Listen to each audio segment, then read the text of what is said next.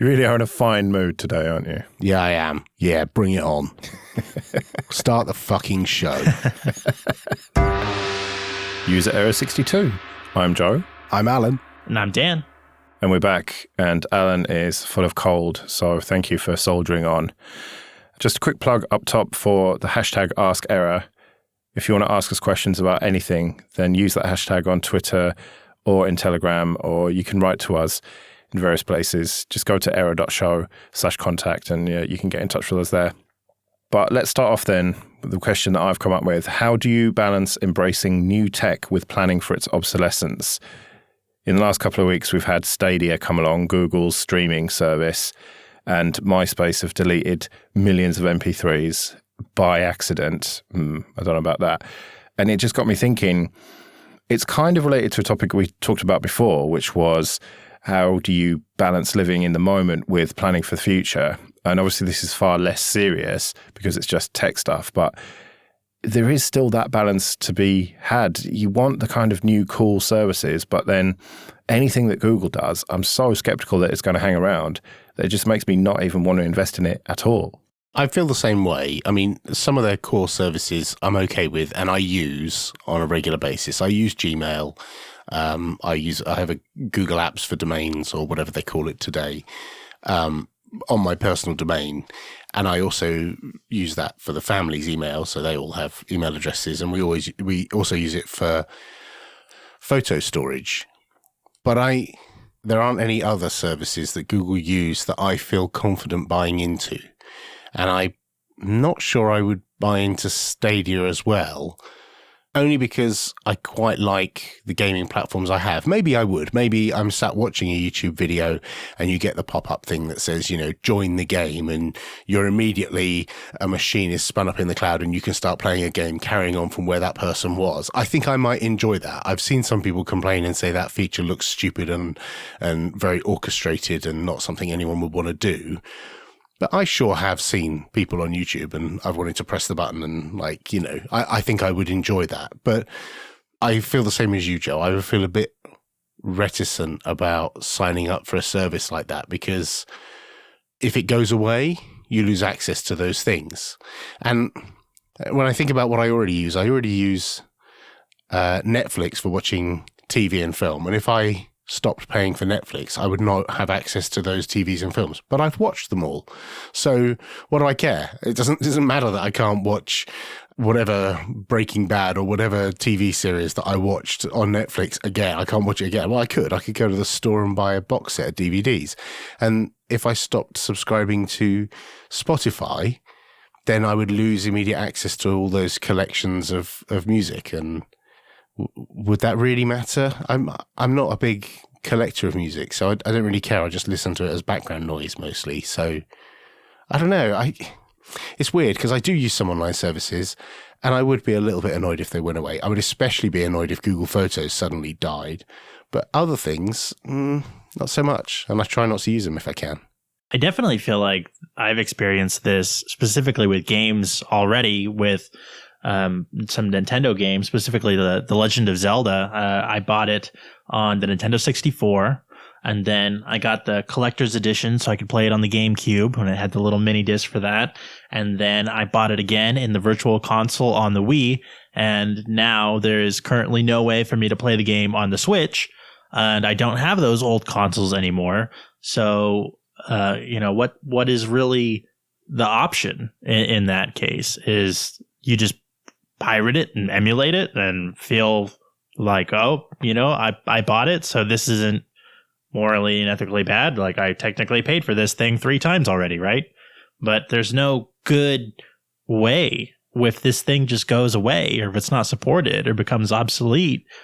I don't know if there's a really good way to continue to play games specifically. I mean, music, I guess that a new music service just spins up and then seeks to have all the music on it ever. But I don't know. I don't really know what the good answer is for this. I've got a huge library of games in Steam, and I bought a Wii, and I had a fairly decent sized collection of games on the Wii, and I my Wii was broken, or I think I might have tried to flash it with some dodgy off-brand firmware or something in the hope that I could use it to play homebrew stuff. But now that I've done that, I've nuked what was on there. So I've lost all the games that I downloaded from the Wii Store. And I can't get them back because the Wii Store's gone offline. So, I mean, that's partly my own fault. But equally, if this was a console where every game was something you physically bought, then, I could go down the shops and buy secondhand copies of all those games. But because many of them were only available via the online store, it's weird because I have this mixed feelings about this, because with Steam, I have hundreds of games in there, and I don't feel particularly bad about that. I don't feel like Valve are going to go away anytime soon. And I don't feel like I'm going to lose access to those games. And I know from conversations with people at Valve that internally they feel very strongly that people should be able to carry on playing games that they bought 10 years ago, and that you shouldn't break the experience. Unlike consoles where you rev to a new generation of console and that's it. Forget all the old games you used to play. It's new games now. Buy everything all over again. And I have that attitude for Valve. It's okay. But for consoles, it's a bit different. And I worry that I feel concerned about investing in these things. And I tell my son not to invest in these things. Don't buy virtual goods, because you can't keep them any longer. Anything you bought in, like skins you bought in Minecraft, that's money wasted. You might have enjoyed the experience at the time, but it's gone and you'll never have that as a physical, tangible object. And the same thing goes for skins you buy in Fortnite or whatever the next game after Fortnite will be. All these virtual goods might give you a short-term bit of fun, but in the long term, there's no resale value. You can't go back and look at it. You can't show it to your kids. You can talk about it and have memories of it, and you might have videos of you playing with that, that skin, but it's gone. Those things are now gone. And the same thing could happen with Stadia. And those games that you played, they could disappear if Google just decide this is not a profitable venture anymore and just shut the thing down. Yeah, but by that logic, what's the point of buying that pint of beer? Because once you've drunk it, it's disappeared. You piss it out and it's gone forever. Well, beer is more than just something to enjoy at the time. It provides some sustenance to your human body, and it's part of a whole experience down the pub with some friends. Like, I don't think their virtual goods and physical goods are comparable quite like that. Well, yeah, except that surely these skins and everything are just part of the fun of playing the game, and it's a social experience, and it's basically like the beer down the pub. If the game is the pub, then the skins are the beer almost. Yeah, maybe. But I try and encourage Sam not to spend his pocket money on things that are non-tangible, and that he'll, because it's not something he can ever say he ever invested in. Like, he's never going to get any reward from that other than the short-term enjoyment of his character momentarily looking like a unicorn or whatever skin it is that day, and I don't know, maybe that's daft, because I've got loads of virtual goods in that I've got a library full of like 400 games in Steam, and they're all virtual. None of that is physical. I don't have CDs, so maybe I should rethink my strategy there. Yeah, what would you rather him spend his money on? Just hoarding shite? Well, he's considered saving up his money for a newer watch, maybe some effects pedals for his electric guitar, all kinds of things that he could have enjoyment out of for multiple hours, that the second he turns his computer off don't disappear. I thought maybe mentioning a guitar-based thing might get you on side there, but maybe not. It just got me thinking, I need to come over to your place, actually, so I can play that cool SG of his. Okay, hashtag AskError, and this is a fairly simple one. Is there any food you won't eat, even in an emergency? So, Dan, is there any food you won't eat? Yeah, mushrooms. Mushrooms are an instant puke for me. I don't know, I just can't get them down. I don't know why. Wow. Yeah, like literal vomit. I can't stomach through them. That's because they are neither animal nor vegetable, probably. And I feel similarly. I have been known when I was really starving and I had a fry up and there was some fried mushrooms. I had a few of them. And I wouldn't go so far as to say it was like literal puking, but it was like, I'm not enjoying this, so I'm not going to eat any more of them. But I think if I was really starving and that's all there was, I could probably just about stomach them. I think I'd eat grass or bark first, or maybe dirt even. Really? Oh my God. I definitely go for grass first. Even like fried in some like garlic or something? Yeah, well, if I could fry things in garlic, why wouldn't I fry the grass in garlic? Tree bark in garlic. Nice. Yeah. What about you, Poppy? I think it's an impossible question to answer because I haven't tried everything. So I used to say I'm not fussy and the only thing I won't eat is celery. And that held true for a long time. And now I eat celery. I'm okay with it. It was just, I just didn't like the stringiness and I felt it was a bit weird tasting and I didn't really enjoy it. But now I see it as a vehicle for getting sour cream and hummus in my mouth. So that makes it okay. But I think I would have a problem if the vegans won or the anti-bovine people won and said we can't eat cows anymore, for ecological reasons, and you have to get your protein somewhere else, and that somewhere else is, surprise, cockroaches, then I might have a problem there. But the fact that people do eat them, and I've seen documentaries of kids at lunchtime, giant bowls of fried insects, and they get served them up and the kids go up for seconds and they love them and they're delicious. And I've seen kids go and find live spiders in holes in the ground and dig them out. And then it's a treat to have, I don't know, the sack at the back of the spider apparently is especially tasty and the legs are interesting and stuff. It is possible for humans to consume these things if that's the thing that's available to you. Luckily, the co-op is just down the road and available to me is steak and chicken and burgers and sausages and vegetables and fruit. So I don't have to worry about that problem, but it might come. All right, Dan, you have to choose between spiders and cockroaches and mushrooms. Oh, What's my it to God. be? Oh, wow. You're gonna make, That's a Jesus choice. Christ. You're going to make me choose between eating spiders or mushrooms. Yeah. Fuck. I guess I'll try the mushrooms. Spider sounds pretty gross. I don't know. Yeah. Gun to my head. I'll be like, fuck. Okay, give me the mushrooms. Now, the funny thing about me is that I'm very fussy. I'll only eat a few things, very, very few things, actually. I don't eat red meat just because I don't really like it. I don't eat tons of stuff. I don't really like tomatoes. I don't really like cheese. There's just loads of stuff that I don't choose to eat. But if I was like literally starving to death, then I'd eat pretty much anything. I don't know about cockroaches and spiders. That's just not for, I know for some cultures it is food, but it's not for me. So fuck you, I'm not eating that. But there are some condiments that I wouldn't eat, like mayonnaise. I just, even though I love greasy things, I love eggs, and I love vinegar, put them together and you can go and fuck yourself. No thanks. You're missing out, man. Chips dipped in mayonnaise is amazing. No thanks. Ketchup will do me just fine. Wow. How do you make sandwiches? Hummus. All right. That's allowed. Yeah. Because I don't really like butter either. So sandwiches, I always put hummus on. And that works really, really well. It's quite expensive, but you get a delicious sandwich with them.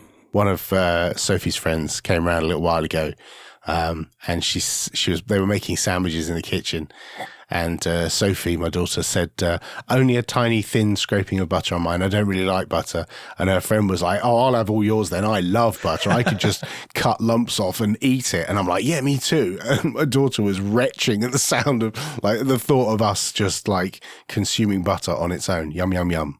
Yeah. Yeah, my missus will do that. She'll be getting the butter and she keeps it in the fridge to keep it fresh for longer and, like, chops really big chunks of it and then puts them on the bread and then she'll just, like, eat a little bit of it. I'm just like properly retching. Like, how can you possibly eat butter on its own? It's so delicious. It's the same with all condiments as well. Like ketchup, right? If I get a bit of ketchup on my finger, the thought of licking that off makes me retch. It has to be in the right ratio with the chips or whatever it is that you're eating it with. And if I get a chip and I dip it in ketchup and there's too much on there and I just get a mouthful, it's just rank. Whereas dipped just the right ratio, delicious. So people who get a portion of chips or French fries, if you're American, and put the ketchup directly on them, that is just filth. Those people are just animals. You've got to put it on the side and dip the chips in it. I feel sorry for you, man. I really do. Like, I had a friend who his wife had a real eating problem, and I realized, like, there are eating disorders which make it difficult and people suffer really, really badly. But she was just refused to eat anything, and the only thing she would eat was just like bare bread and maybe baked beans, and it was basically she had no enjoyment from food at all. I think the problem is I really enjoy food, as you can tell by my waistline. I really enjoy food and I enjoy eating it, and there's not very much, which is why it's very hard for me to come up with one when you originally asked, what would you not eat? Because there's nothing that I've eaten in my life that I would not eat again. One thing that I would eat in an emergency, so it doesn't count, but one thing that I never ever eat that will probably shock you, pasta. Huh. What, not spaghetti bolognese, the Great Britain's favourite dish? No, if I was starving, I could eat it, but I would never, ever choose to eat it. Wow. I don't mind noodles, like egg noodles, they're all right, but pasta, it just tastes like just fucking cardboard. I don't know, it's just rank. You're supposed to have it with something. Also, you're supposed to cook it. I know, but right, so pasta, what do you generally eat it with? Cheese and tomato stuff, and I don't like cheese and I don't like tomatoes. Oh, okay. Well, that doesn't help. But then again, I'll eat a pizza with tomato stuff on it, so I'm just weird. Yes, you are.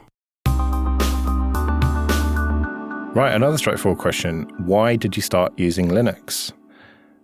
So Dan, this is a pretty open-ended question. Why did you start using Linux? The long and short of it is that I was really into Windows XP mods at the time. And so I was always looking for this is, a thing where you could add shadows to the windows because they didn't have shadows at the time. And they had all these different launchers and docks and stuff that people were doing at the time. And I don't know, just all these little crazy shell mods you could do for XP.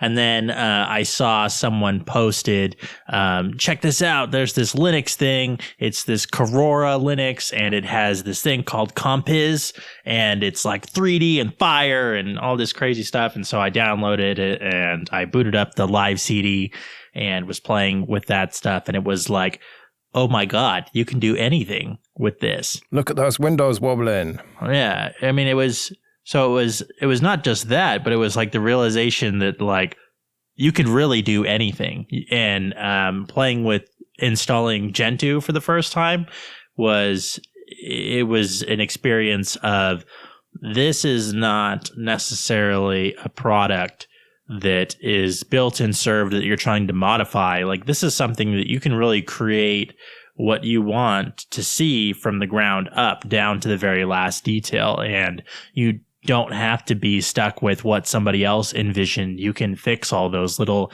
niggles and problems and make it the way you want it.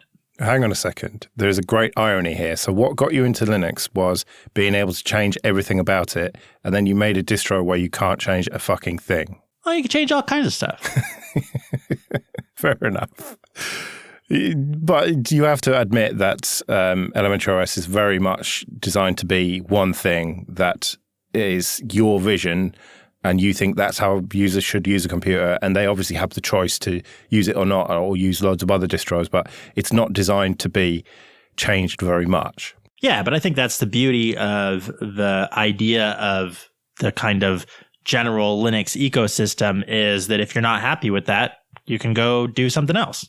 And I think that's kind of the cool part about it, is if you are happy with it, you can use it the way it is without having to spend a bunch of time, doing this and that. But if you want something different, if you want a different kind of experience, or you want to change something, you can't, as of now, go make a pull request against some Windows shell component on GitHub, as far as I know.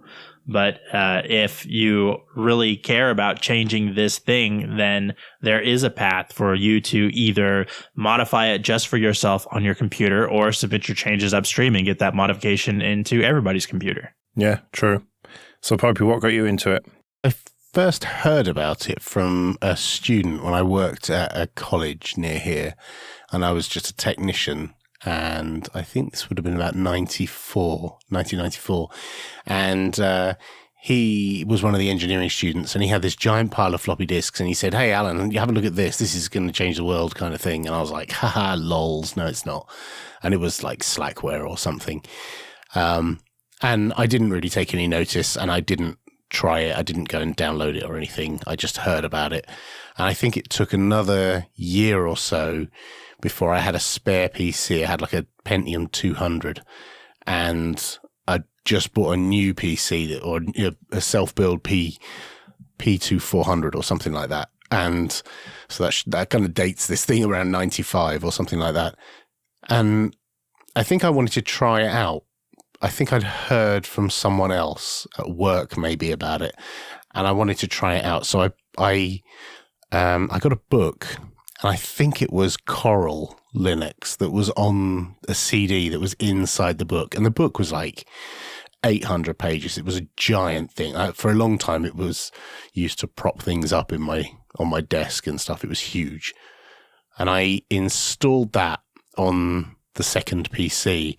And then I was like, right, now what? And like I could SSH into it, and I could run VNC, and I could see an X cursor, and I could run X eyes and X clock and stuff like that. I didn't really use it in anger. I thought it was pretty cool. I could remotely control one computer from another, and I could get the windows from another computer to appear on this computer's screen and stuff like that. It was pretty cool. But I didn't really use it much in anger until a couple of years later, and then I just started getting into that Linux community. They were using it at work. I was working at AstraZeneca up in Macclesfield, and I think they were using it somewhere. I think they were using Red Hat or something. And I thought, well, I should probably learn a bit more about this. So I installed it on a machine at home. And then that was it. I was on Red Hat, initially. And then when Red Hat changed to Fedora, I think I switched to Debian and then Ubuntu. But I partly because of curiosity, and partly because I was single at the time, and had a lot of time on my hands, and wasn't really achieving an awful lot. So let's have a play with that. And I had a spare computer, and it just seemed like, well, I've got the spare computer, I might as well stick it on there and see what all this fuss is about. And that was it. How about you? Well, I was very poor at the time, and I had, at the time, it was a fairly old P4 3 gigahertz machine with 512 megabytes of RAM. Wow, that's how shit that was. And I was running XP on it, and I needed to get more performance out of it to do my music making stuff. I was making electronic music and whatnot with it, and it was just too slow. So I needed to eke out every little bit of performance. And so I discovered a thing called Nlight, which can take a Windows ISO. I mean, I don't know if it still exists, probably does, but you could take a Windows XP ISO and strip out all of the shit that you don't need. And so you could strip out all of the security stuff, for example, and that would make it way faster. And so I experimented with that. But I was using that and also connecting to the internet and buying stuff off eBay and everything.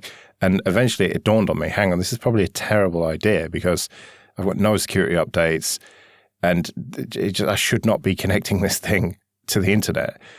And so I thought, well, how do I balance that then between good performance and actual security updates and, well, just general security?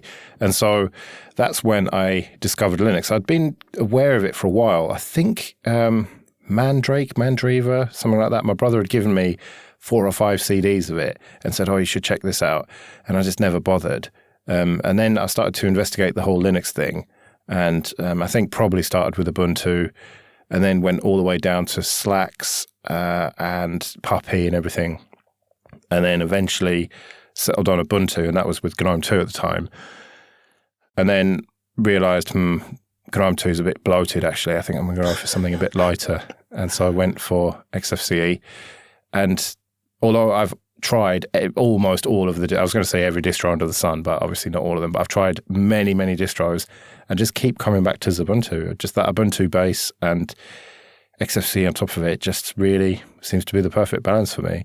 And so I got into it for completely practical reasons, and then discovered all about the the freedom aspect and why open source is good. And open source is good in 2 ways, isn't it? I mean, you've got the practical aspect that it is just sort of a better way to develop software, and also the philosophical side of it. And so, yeah, it was just getting into it from having really shit hardware, basically. And then my computers have got better and better as the years have gone on. I think it's weird how we're all like wildly different ways in which we got, into Linux, and how none of it was, I was walking down the street and someone handed me an Ubuntu CD or something like that. Or like, I heard about it on the radio or I heard about it on the TV or something. I don't know. I'm sure our listeners are shouting at their audio player right now telling us, that's how I learned. That's how I did. Yeah. I wonder how many kids these days learnt about it on Mr. Robot and stuff like that. Maybe people in another 10 years, 15 years or more will be doing podcasts about Linux and they'll be telling their story and how they went to OggCamp or something or saw it on Mr. Robot. Because I don't know, maybe things have changed since we got into it. But it's funny that me and you, Dan, are almost the same in that it was about modding XP, but it was just for totally different reasons. I was trying to get it as basic and slim as possible, and you were just trying to do the opposite. I'll be honest, I think if you come back, in 20 years' time, you come back to now and find out how people got involved in Linux, I think you're more likely to hear stories of people with Android phones modding their phone and wanting to rebuild Android and stuff like that, and people using Raspberry Pis and learning about how to apt install something on a Raspberry Pi because that's what they used at school. In the same way that some of my first interactions with computers at school were BBC Micros. The computer at school is often fairly pivotal in setting the tone for some people. I think you're right, but I think another route is the server route for people who realize that they want to get a job in IT, look into it, realize, well, hang on, if I become a sysadmin, I can make pretty decent money, and all I have to do is learn X, Y, and Z to do it. And so I think there'll probably be people getting into it that way, and they will potentially never even use it on the desktop. They'll just get into Red Hat or whatever, they'll get Rails certified, and then just use PuTTY forever. Yeah, maybe. Okay, another hashtag AskError, and it's somewhat related, and that is, if you started working at a company and could only choose Mac or Windows, which would be the less painful choice? Now, Dan, if you say Windows, then my head will explode. I haven't used Windows in quite some time, but there is the whole subsystem for Linux thing now, right? Yeah. And I have seen people saying that they could run regular applications through the Windows subsystem for Linux now, right? So how far does that go? I mean, have people tried to run GNOME Shell or anything from the Windows subsystem for Linux on Windows? Is that cheating? Can we do things like that? If I could run my regular desktop environment and applications, but on Windows technically, does that fulfill the requirements? Yeah, I think this question is really based on, the IT department at your new job will only provide you a Windows computer or a Mac computer. Which do you choose? And if you can install extra stuff on top of that, there are a lot of people who on their Windows machine install Windows subsystem for Linux and use that as a way to get, their command line fix and do stuff quickly that they know how to do in the command line. And similarly on a Mac, people open a terminal and Bash is right there. So yeah, I think it's reasonable. You could use Windows and WSL. Yeah. I feel like if that's the case, then that's probably the way to go. But if it's here you get this thing and it's locked down and you can't really change or add things and you just get to use it the way it is, then I think that the Mac makes more sense because it does have Bash already on it and you can just jump straight into the terminal. And if I'm doing presumably some kind of development job, I don't want to be messing around with whatever Windows command line crap. Yeah, and you could potentially run VMs. I mean, assuming they're going to give you a powerful enough computer with enough RAM, then you could just install the Linux that you want to use in a VM, full screen it, and just forget whether you're using Windows or a Mac. But I think for me, it would be quite clear I'd go for a Mac because Windows is just, I don't like it at all, really. It depends, of course. If I'm paying for it, then it's Windows. If I'm not paying for it, then it's Mac, put it that way. And I think the only reason that I never used a Mac before when I was using Windows was price, because I'm just not going to pay that much for similar spec hardware, even if it is running a better OS. And I think that Mac OS is solid from my limited experience with it. But yeah, for me, it's a very straightforward answer. Mac, I'm afraid. What about you, Popey, then? So I have had this experience in the past where I've gone to work as a contractor at organizations and they've said, what do you want? and I chose a Windows PC. I got a ThinkPad, and then I shrunk the disk and put Ubuntu on it, and almost got walked off site for doing it. But it turned out that I was within the rules of the IT policy, so long as I didn't phone the help desk for support, and I supported myself, and I could use all my daily applications that I needed to do my job. Then I was, within the company policy, and everything was okay. So I was a bit rebellious there, and I think if it were to come to it again, I think it really depends on what the job was. My previous role before Canonical, I was doing SAP type stuff, and the applications I had to use were mostly on Windows. I just couldn't get my job done on a Mac very easily because the desktop stuff was all Windows based and it was Microsoft Office based, and integration with SAP is better on Windows than it is on a Mac. And so, I think it would really depend upon what the job was. But if it was the thing I do now and it was completely agnostic which platform I used, I could choose any and I could get the same job done on either, then I think I would probably choose a Mac because I prefer the hardware, which may seem weird as a massive ThinkPad fanboy. But I think if somebody else is paying and they're providing the hardware, then yeah, I'll have a Mac. Thanks very much.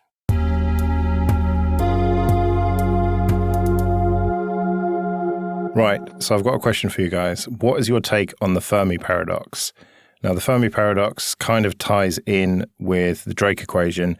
And the Drake equation basically goes that if you work out the likelihood of various planets being able to support life and the number of planets there are in the universe, there should basically be life, other alien life. And the Fermi Paradox basically goes, well, where is it? Why haven't we seen it? And there are various answers to that. I suppose we should get out of the way the obvious answer that, well, they've been visiting us for thousands of years. Look at the pyramids. Who do you think built them and all that? But I think we could probably discard that one. Okay, let's discard that one. How about they already existed millions of years ago, billions of miles away, and we couldn't see them anyway because they're so far away and it was so long ago. The whole problem I have with this whole paradox that, well, if they're out there, we should be able to see them, is that whole arrogance of humanity that they should be visible to us. Show yourself. Where are you, you bastards? Come on. That I don't think is appropriate. I think they may exist a million years in the future from now and just haven't evolved yet because their planet is just not at that stage. Or they may have existed billions of years ago in the past and so far away that we can't possibly see them. And there might be so many of them all in a little club very, very far away. And we're the odd ones out. We're very far away from them and they can't see us and we can't see them. I think there's plenty of explanations why. I would agree that I do think there are plenty of them out there. I want to believe that there are other civilizations out there. But when I say out there, that could mean in the past or in the future, not necessarily right now, like the whole, I can't remember if it was Donald Duck or Bugs Bunny. You're looking through a telescope and what you see through a telescope is another person looking at you through a telescope. I don't think that's what we're ever going to have. I think what we might see at some point in our distant future is the remnants of other civilizations elsewhere. I don't think we have the capability to reach out and speak to someone else that in our time right now. I like the explanation that Michio Kaku uses, which is like the idea of, you're trudging through the forest and there's this anthill, right? And then just a little bit away from that is construction on this like super highway, right? And if we're the ants in the anthill, like, do those ants notice the highway? And if they do, can they comprehend the highway? And do the builders of the highway really care to try to communicate with the ants and explain to them what it is? And like, if there's this race that is potentially billions of years more advanced than we are, does it even really make sense for us to interact? They might be so far advanced from us on an evolutionary scale that they don't even think about us and we can't comprehend them. Right, well, that does make sense. But the argument of the Fermi Paradox kind of goes that they should be everywhere. The universe should be teeming with life. It should be unavoidable for us to not see it. We should just see evidence, at least, whether that's radio signals or whatever. And so, yeah, if they are billions of years in advance of us, and that highway analogy is pretty good, but we should see some evidence, surely, that they are there. And once they become spacefaring and once they manage to go interstellar, they should be just everywhere in the universe, and therefore we should see them. Radio is really inefficient, though, isn't it? Just like broadcast transmission is pretty primitive and inefficient way to communicate. You'd think that an advanced civilization would be using something like very focused and deliberate and direct, because energy conservation would be so important during interstellar space travel, right? I mean, maybe they're shooting like really tight gravity waves or using some kind of quantum entanglement that we don't understand in order to communicate. And there's no radio waves because that's silly to try to communicate with radio waves. Right. And it goes back to our arrogance as humans again, that we've only had the capability to send a satellite up into space like 50 years or so. And we've only really understood radio and been able to pick up radio waves for 100 plus. So why should suddenly within this tight window of 100 years, suddenly all these aliens appear to us out of nowhere that we never saw before? I don't buy it. And I still think it's the arrogance of humanity that they should show themselves right now. I think maybe in 100 years, when our technology is sufficiently advanced that we can parallelize our ability to scan the sky, and see every square centimeter of the sky at once and in parallel digest the radio waves and be able to interpret them. Maybe if we could do that. But right now, we're scanning a very small area of the sky piece by piece and looking for these signals. I think in some years' time, maybe we'll have the capability to be able to dynamically do that, like super fast and super easily. And we'll just go, yeah, there they are. There's another one there and there's another one there. And we'll spot them straight away. I don't feel like we have to see them right now. I think I'm fine with being dead and 50 years after I'm dead, somebody else discovering this. I'm fine with that. So, Joe, I'm guessing that you're leaning a little bit more towards the idea of a great filter. Yes, exactly. So I think that civilizations simply don't last long enough to become properly spacefaring. Once they take those first few baby steps to their nearest moon or planet or whatever, then the technology that they develop to do that ends up killing them. And, once you become sufficiently technologically advanced, in order to win that evolutionary arms race to become intelligent enough to do that, and then for your society to progress to that point, I just don't think that it sort of lends itself to longevity. You sound like the people who thought that Stephenson's rocket doing 70 miles an hour would kill people. Like, it sounds ludicrous that we can't possibly handle the technology that we're going to create in the future. I still think that's arrogance of humanity. That, these stupid bastards in the future who create interstellar space travel and they make these magic rockets that go at near like 0.9 light speed. They're like fucking idiots, going to kill themselves. Like, no, we've managed to get as far as we have. I'm pretty sure we can carry on. I think we'll be all right. What if we already created the technology to kill ourselves and it's petrol? I think you mean gasoline, Dan. Yeah, gasoline. Yeah. What if biotech ends up creating some virus that wipes us all out, or nuclear weapons? Right. Or it's the nanobots or any other storyline from Star Trek in the last 20 years. Yeah, sure. Could be any one of those. Yeah, exactly. I'm slightly more optimistic. I think we'll cope. I think we'll be all right. I agree that the way that we're taking all the resources out of the earth is not sustainable, not tenable, and we'll need to look for other ways in which to build structures and manufacture goods in the future. And we should be doing that now. We should have been doing that 20, 30, 50 years ago, totally, but we're not. We are where we are, and we need to do better in the future, and I think we will. No, I think they all just blew themselves up, and we're never going to meet them. Surely you'd see them. Like, if they all blew themselves up, there'd be remnants somehow. There'd be satellites spinning around their planets, or there'd be moon bases on their moons, or there'd be some remnant somehow of, like, their equivalent of Voyager 2 just go screaming past us, and we'd be like, whoa! Well, there are people who think that happened recently. Yes, there are people who think the world is flat. All around the globe, yes.